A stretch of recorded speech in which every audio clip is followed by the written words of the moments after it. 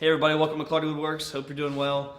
It's been about 3 or 4 weeks since I've uploaded a video, and that's kind of rare for me. Normally I try to do it every week or so. And the reason is I've been working on the Mitre Saw Station, and I'm at a pretty good point with it, but I've run into a few issues. And that really the big issue that I've run into was all of the drawers, all 21, 20, somewhere around there. Drawers are, well, not all of them, but a good majority of them are not square.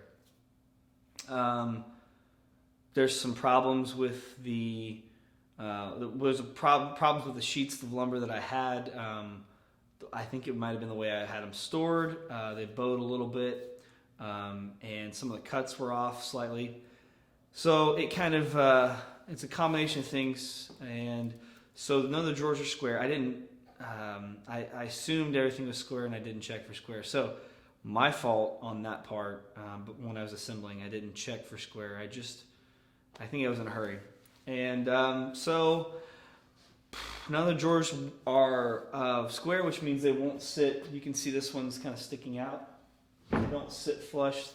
They don't seat all the way back on their slides. So I'm kind of at a standstill with it.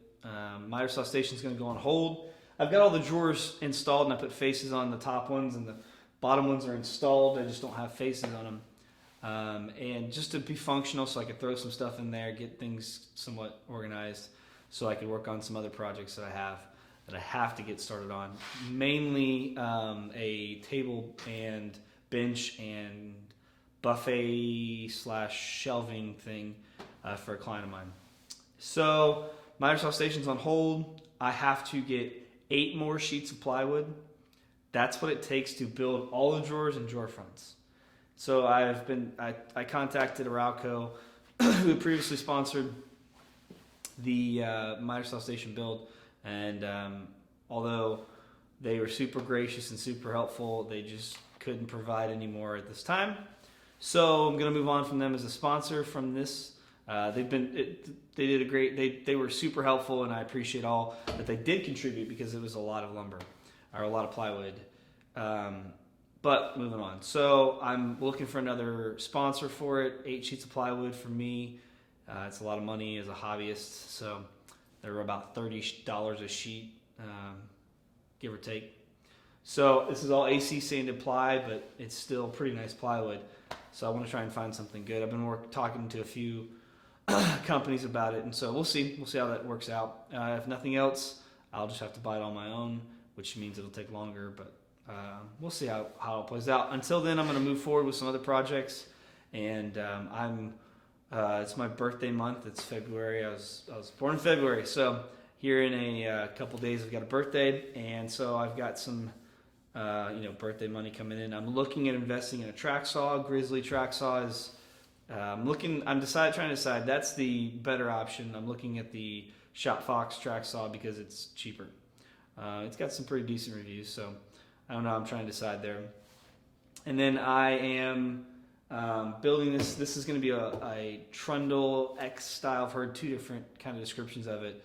A lot of people call it the Trundle style or X style farmhouse table for a client, and so I'm building that now. That's actually what I'm working on tonight. And yeah, other than that, just kind of plugging along. Did just finish up a giveaway on Instagram, and just announced the winner a couple days ago. And yeah, so passed 1,000 followers there a couple weeks ago. And yeah, that's about it, basically. Just plugging along. So if you wondering, Mitre Saw Station, we'll be back.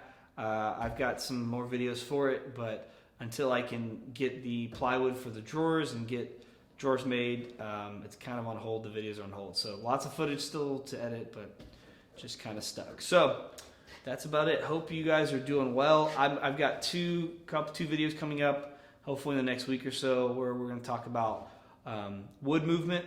It seems to be a hot topic. People are talking a lot about it. There's a lot of misinformation about it. And so when I have some personal examples of wood movement, but when I heard all this information being thrown around, I said, I'm going to go find out from the sources. So I did a lot of research, spent a lot of time reading some reputable articles and books from the right sources, people that you can trust. So I've got some information. We'll talk about that. What wood movement? Try all that again. We're going to talk about what wood movement is. We're going to talk about how to kind of minimize wood movement, which it's tricky, but there are some ways you can help prevent a ton of wood movement. And talk a little bit about and show you some projects where wood movement has actually occurred in my personal projects. And so it's been some fun stuff. Then the second one is we're going to start talking about dust collection.